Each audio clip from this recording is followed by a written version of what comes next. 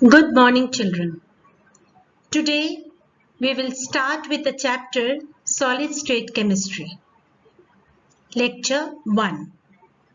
In this lecture, we will do the basics of solid state chemistry. You know, there are three states of matter: solid, liquid, and gas. This liquid part you have done in Standard 11 Physics, Fluid Mechanics. Gas you have done in Standard 11. Now here we will do with the solid part.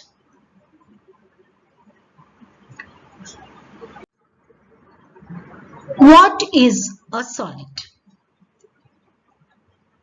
Solid is having a definite shape. It is having a definite volume. It is highly incompressible. That means it is very difficult to compress. If you want to compress it, you will find it difficult. They are rigid in nature.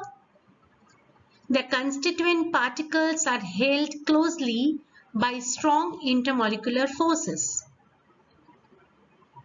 The molecular force is too high. Their particles are held closely by strong intermolecular force, and because of that only they are highly incompressible. And as their intermolecular force is very high, as they are highly incompressible, they are rigid also. And they are having the constituent particles are in fixed position. So, in a way, we can say that all these 4 points are together. They are highly incompressible, they are rigid in nature, the constituent particles held closely by strong intermolecular forces, and their fixed position of constituents.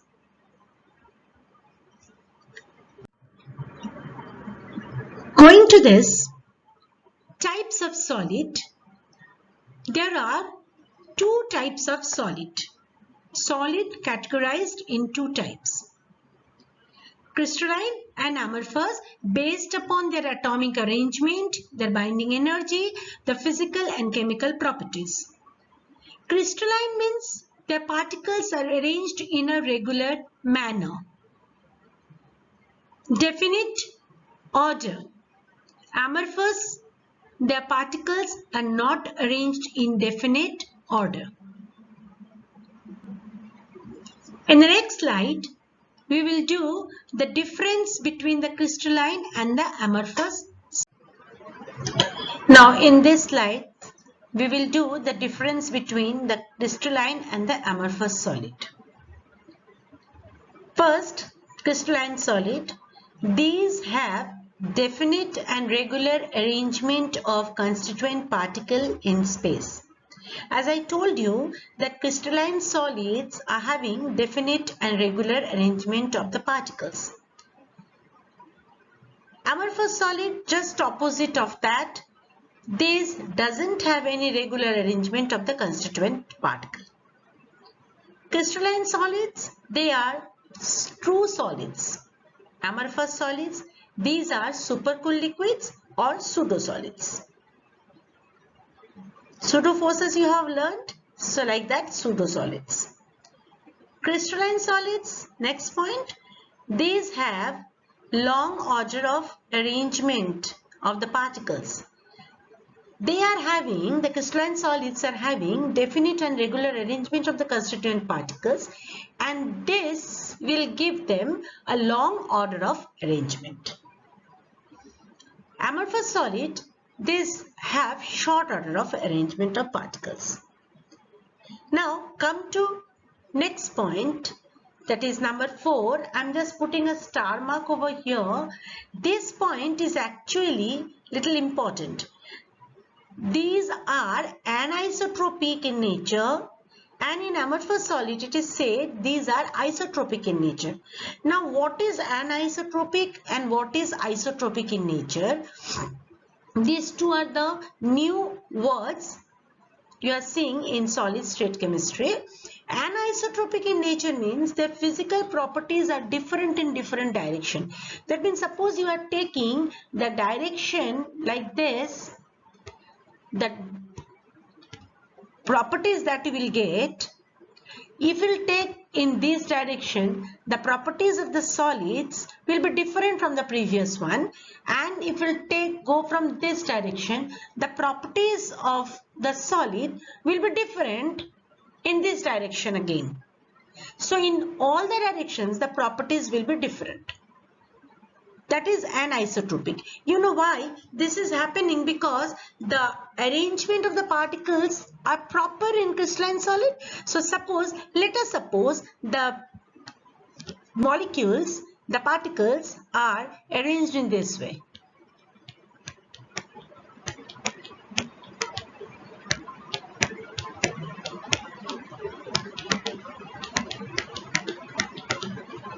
Suppose they are arranged in this way. Now you go from this side, you will get the particles arrangement is like this only, and suppose you are going from in this direction, then the arrangement of the particles will be different from the previous one. So their properties different in different direction. But amorphous solid, these are isotropic in nature. That means their physical properties are same in all directions because they don't have any regular arrangement of the constituent particle. Crystalline solid, they are having a sharp melting points. They are having regular arrangement, so the melting point is also a fixed one. Suppose 512, 709, like that. It's a fixed melting point. But amorphous solid, it is having over a range of temperature. Melting point is varying over a range of temperature. 519 to 523. 714 to 719, like that.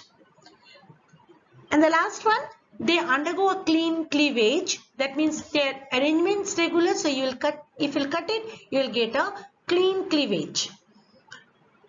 Amorphous solid, they undergo irregular cleavage when they cut. So anisotropic is their mechanical properties and electrical properties depends on the direction along which they are measured, because their arrangement of the particles will be different in different direction, as I told you here in this. Isotropic, that is, they have similar physical properties in all direction because the constituents are arranged in random manner. So suppose you have to write the example of crystalline solid. You can write here number 7 point, NaCl, KCl, MgCl2, any ionic product you can write. And amorphous solid, glass, wood, then rubber, all these are amorphous solid. From these slides, see the in board exams, the questions are coming.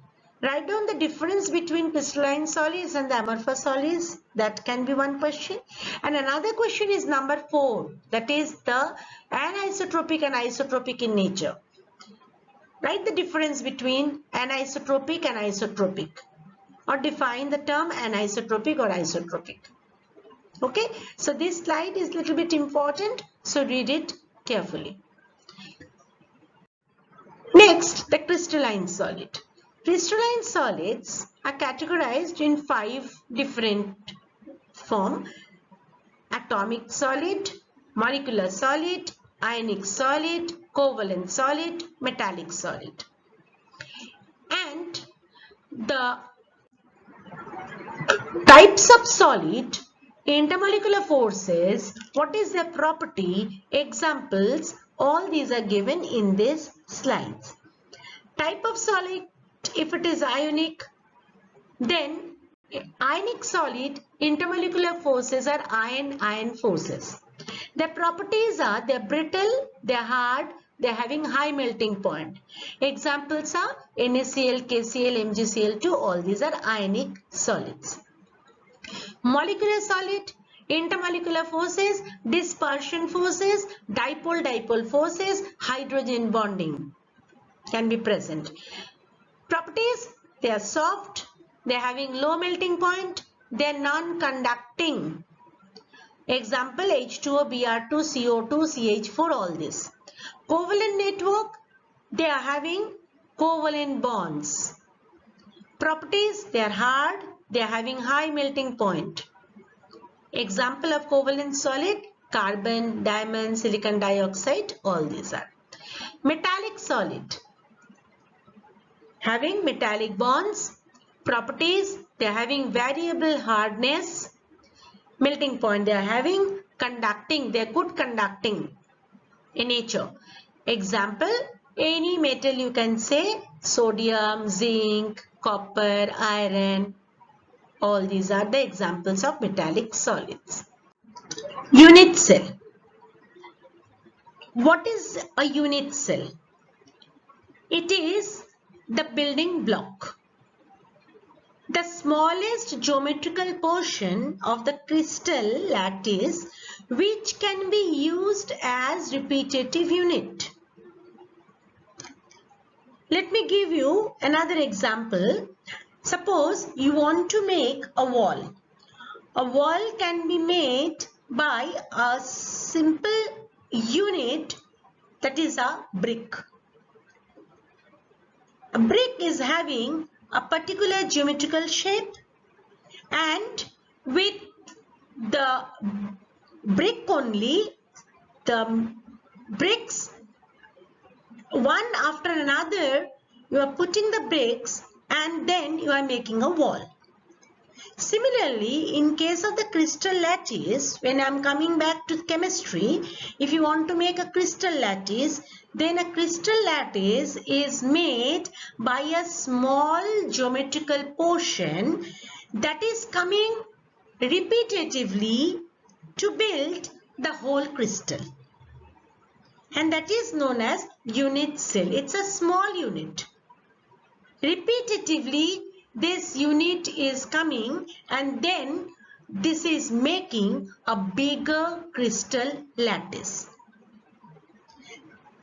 See the definition. The smallest geometrical portion of the crystal lattice which can be used as a repetitive unit to build the whole crystal is called unit cell.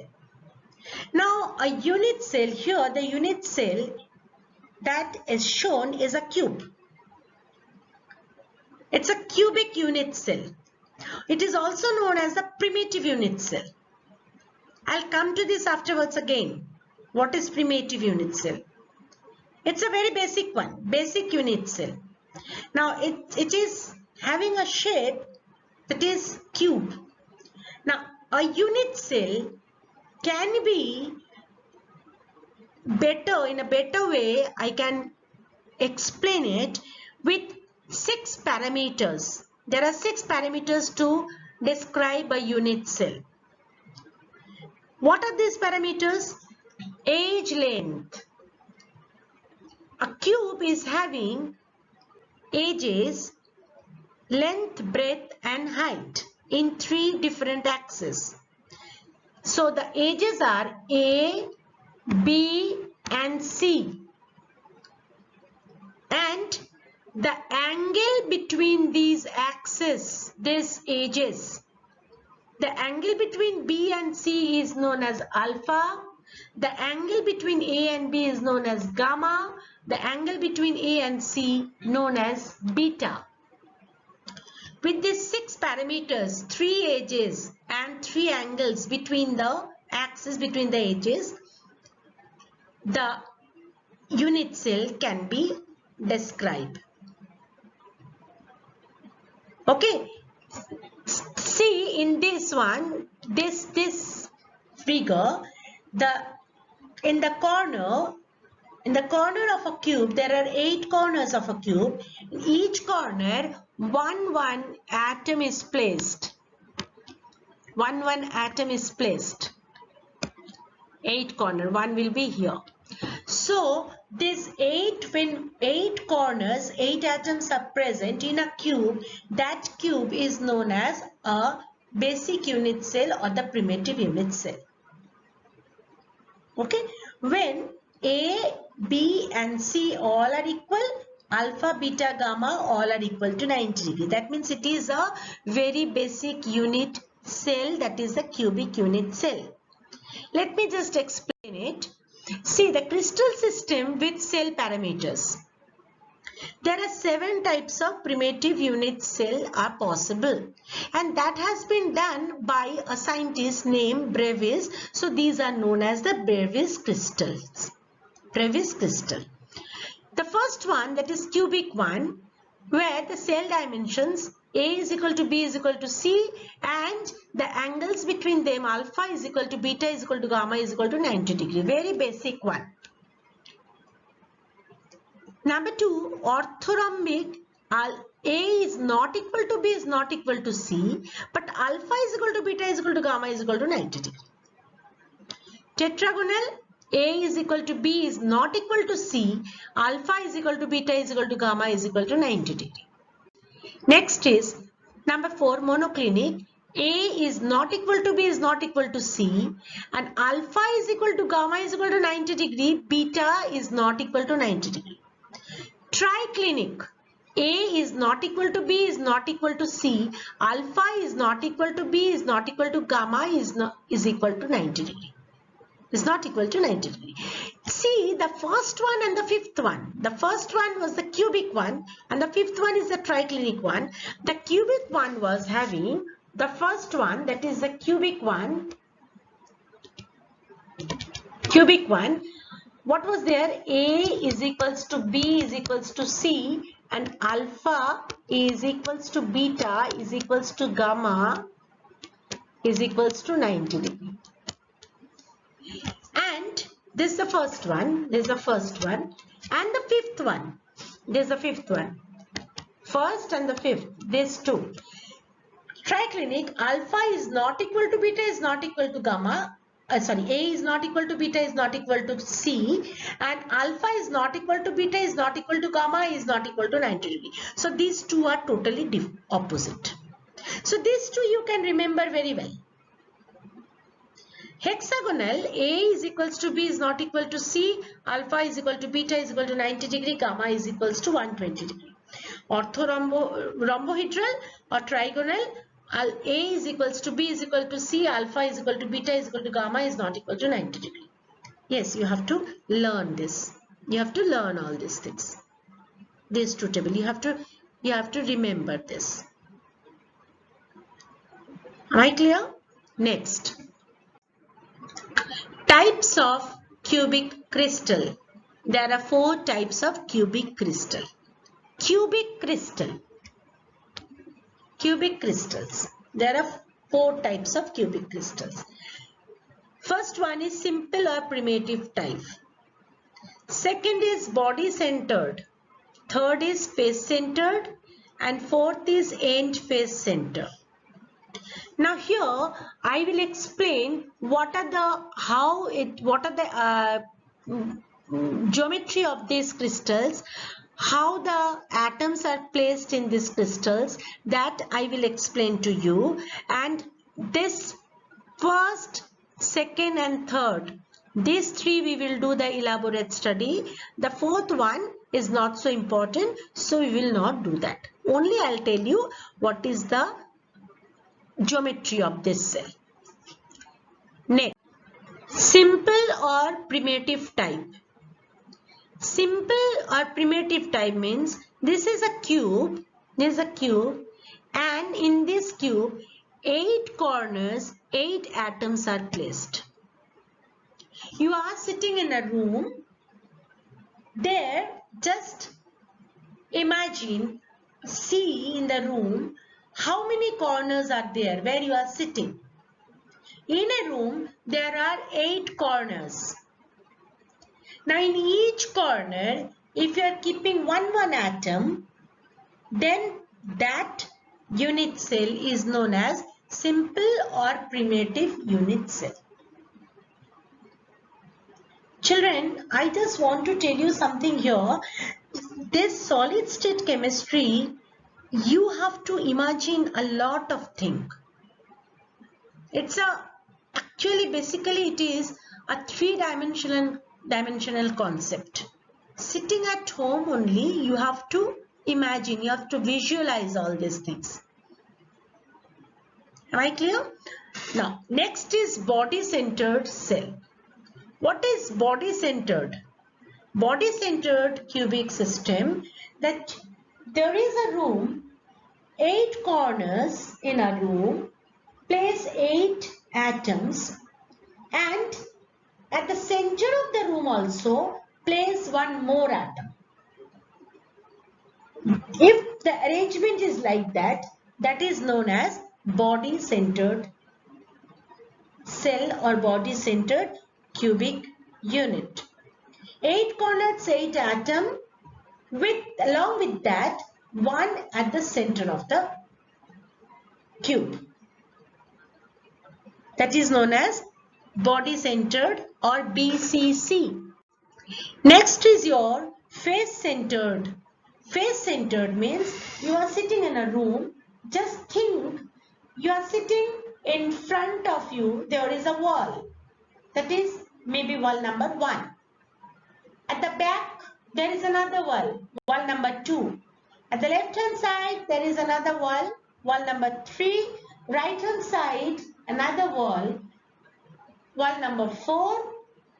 Roof is one side or wall, that is 5, and floor is another one, that is 6. So there are 6 phases in a cube. In a cube, there are 8 corners and 6 faces. Now, face-centered cell means 8 corners, 8 atoms will be there. Along with that, one atom in each of the faces. There are 6 faces, so one atom will be in each faces and 8 corners, 8 atom. If it is so, then that cell is known as face-centered cell. Like in this cell, you can see in this cell, there are 8 atoms in 8 corners. 1, 2, 3, 4, 5, 6, 7, 8. These are in 8 corners, and the 6 are in the 6 faces. This is 1, this is 1, this is 1, this is 1, this is 1, and this is 1. Okay, so one side, 2 sides, 1 side, 2 sides, 3 sides, 4 sides, 5 sides, and 6 sides. So there are 6 atoms in 6 sides. That is known as face-centered cell. In face-centered, 8 corners, 8 atoms will be there, and one atom will be in the opposite phases. This is and this is just in the opposite phases. So this is known as end face-centered cell. I think up to this much is clear.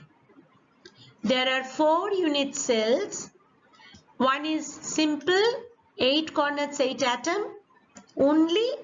Next is your body-centered 8 corners, 8 atom, and in between the cube, in just at the center of the cube, there will be one, and face-centered 8 corners, 8 atoms, and 1 atom in each face. End face-centered 8 corners, 8 atoms, and opposite 2 faces, 1 atom each. Now next is types of unit cell. The first one is the primitive cubic unit cell. This is a basic one, primitive cubic unit cell. What is the contribution of an atom in a particular unit cell? That will be explained here. See, in this figure, you can understand this figure, there are 8 cubes. See, 1, 2, 3, 4, 5, 6, 7, and 8. There are 8 cubes in this figure, and 1 atom is placed at one corner. Now this atom is placed at one corner. Now this atom is distributed, shared between 8 adjacent unit cells. 4 unit cell in the same layer. These are the 4. 1, 2, 3, 4. 4 in the same layer, and 4 unit cell of the upper or the lower layer. Suppose you are keeping one atom here in this corner. So now this one is shared by this 4. 1, 2, 3, 4. In the layer, it is shared by 4 unit cell, 4 cube. Similarly, at the top also there are 4 cubes. So each atom is shared by 4 unit cell, 4 cubes. So the contribution of one atom for one cube is only 1/8, because one atom is shared by 8 cubes. One atom is shared by 8 cubes. In primitive unit cell, as I told you that each atom will be at the corner. 8 corners will be 8 atoms. So if you are keeping one atom at one corner, so it will be it is sharing by 8 cubes only. So naturally its contribution for one cube is only 1/8. Now come to this. What is written here? Primitive cubic unit cell has atom only at its corner. As I told you, each atom at a corner is shared between 8 adjacent unit cell, as shown in this figure. 4 unit cell in the same layer and 4 unit cell of the upper or the lower layer. Therefore, only 1/8 of atom actually belong to a particular unit cell. I think I am clear.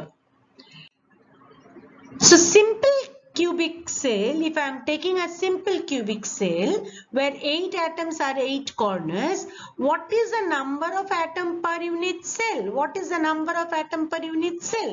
That is 8 corners, 8 atoms into its share is only 1/8. So 8 into 1/8, total 1 atom. That means 8 corner, 8 atoms are there, but its number of atom per unit cell is only 1, because each corner's atom sharing for this particular cell is particular cube is only 1/8. This particular unit is only 1/8. So there are 8 atoms at 8 corners. So each contribution is 1/8. Each contribution is 1/8. So it is totally 1. So number of atoms in one unit cell is only 1.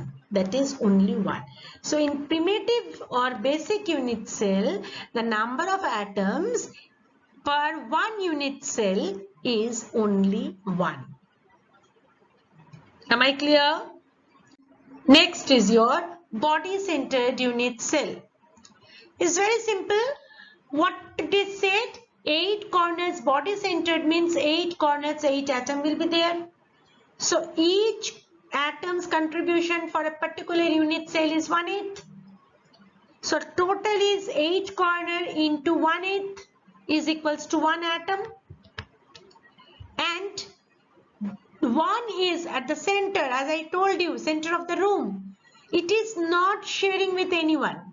So its total contribution is 1. So total number of atoms per unit cell is 2. It is 2. So in body-centered unit cell, the number of atom is 2. Number of atom is 2. See the figure? There are 8 corners, 8 atoms. Each corner's distribution is sharing is, see this figure, 8 corner, 8 atoms, 8 corner, 8 atoms. And 1 is at the back. So its sharing is 1/8 and 1 is in the middle. This one is in the middle. So its sharing is total 1, full 1. It is not sharing with anyone. So the total number of atoms are 2 in body-centered unit cell. Now go to face-centered unit cell. As I told you, face-centered means all 8 corners, 8 atom will be there. So for a single unit, for a single cube, what will be the contribution? 8 corners. Each atom's contribution is 1/8. So total number of atom is 1. This one, total number of atom is 1. 8 corners atom in 1/8 atom per unit cell. So its contribution is 1. And as I told you that for face-centered unit cell, each face, each one atom will be there. So now you just think you are sitting in a room, in front of you in the wall, just put a big ball. Okay? Big ball, just put it. Or suppose on the in the roof you are just putting a big ball. Now there is another floor. So that floor, that is the another house floor and your roof is there. These two faces are sharing with each other. Now if you are keeping one ball in your roof, it is shared by the other one's floor. So if you are keeping one atom in one side, it is sharing by 2 phases. So that means one atom share for a particular unit is half, because it is sharing with another one also. So its sharing is half. That is why 6 phases, but there are 6 phases. Each one sharing is half. 6 phases. So 6 phases into its sharing is half. So it is 3 atoms. 3 atoms. So per unit cell of face-centered, the 8 corners, 8 atoms, each one's contribution is 1/8. So corners atoms will give you total 1 atom for each unit cell. And for each unit cell there are 6 phases. Each phase is one atom you are putting, and each contribution for a particular unit cell is half. So there are 6 phases. So 6 face-centered into half. So it is giving you 3 atoms.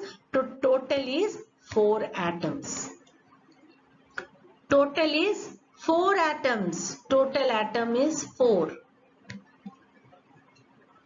Clear? Just see this figure. See this figure. Each side there is 1. This one, this one, this one you are keeping. And 8 corners, 8. 1, 2, 3, 4, 5, 6, 7. And 1 is not shown. It is at the back side. Okay. So there are the number of atoms in a face-centered unit cell for a particular unit cell that is a particular cube. If it is face-centered, then the total number of atoms per unit cell is 4. Am I clear? So, calculation of the number of particles per unit cell. The number of atoms in a unit cell can be calculated by keeping the view. How? See the number 1. An atom at the corner is shared by 8 unit cell. Hence, contribution of an atom at the corner is 1/8. An atom at the face centered, at the faces, shared by 2 unit cell.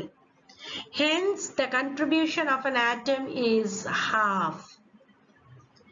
An atom at the body centered is belongs entirely to it. It is not sharing with anyone. So its contribution is 1. This is for the primitive 8 corners 8. Body center 1 is in the middle. So this is the body center, and face center 6 faces, 6 atoms. This is the face center. I think it is clear to you that total number of atoms per unit cell of a primitive one, of a primitive cubic cell, of a basic cubic cell is 1.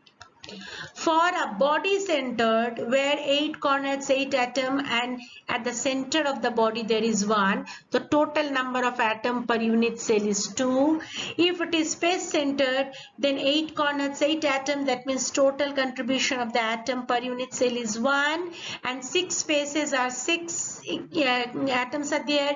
Each contribution for a particular unit cell is half. So there are 6 faces, so half into 6, that is 3, and 8 corners 8 are there, that means it is 1/8, so it is 1 atom. So total number of atoms for a face centered cubic cell per unit cell is 4.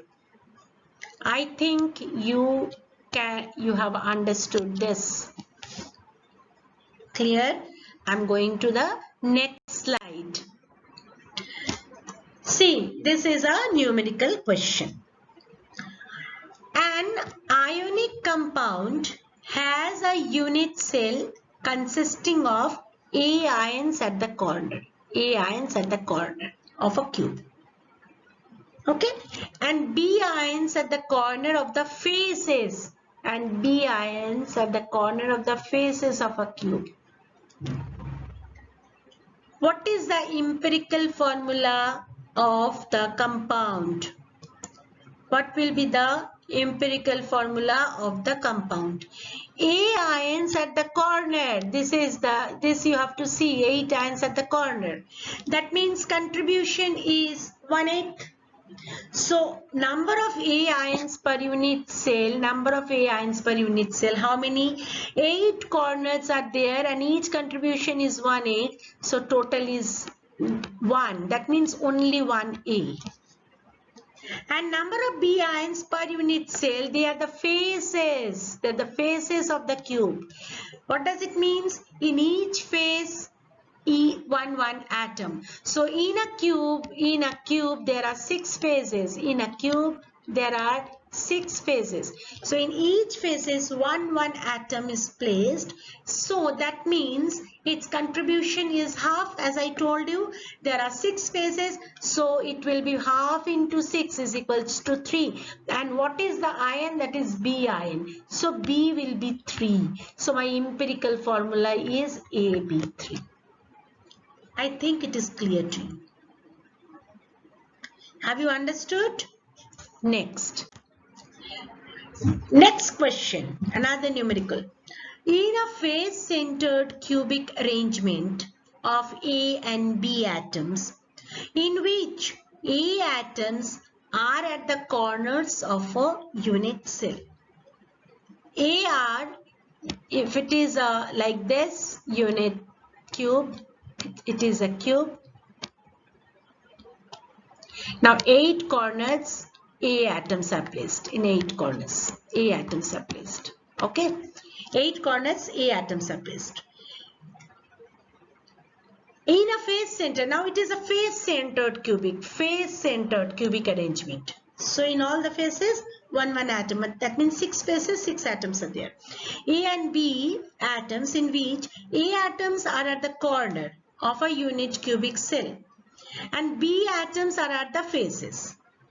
B atoms are here at the faces. B atoms are here, and in each corner A atoms are there. Each corner A atoms are there. One of the A atom is missing from one corner. One atom of the A, suppose this is missing. It is not there. Missing from one corner in an unit cell. What is the simplest formula of the compound? What is the number of A atoms from corners of the unit cell? What you are saying? 8 atoms in 8 corners. 8 corners are there and each contribution is 1/8. So it is 8 by 8 is equals to 1. We are saying that. Now I'm saying 1 is missing. That means how many corners are there? 7. So 7 corners are there and each corner's contribution is 1/8. If it is 8, then the contribution is 1/8. So that is 7 by 8. 7 by 8. The contribution is 7/8 because 1 is missing. But distribution is 1/8. So it is 7th by 8. So number of A atoms from corners is 7th by 8. Number of atoms of B from faces will be 3 because 6 into half is equals to 3. So A is to B is equal to 7 is to 8 is to 3. No problem in this. Now take 8 up, so it is 7 is to 24. Now A contribution will be 7 and B will be 24. So this is the answer. This will be the answer. Clear? No problem? Now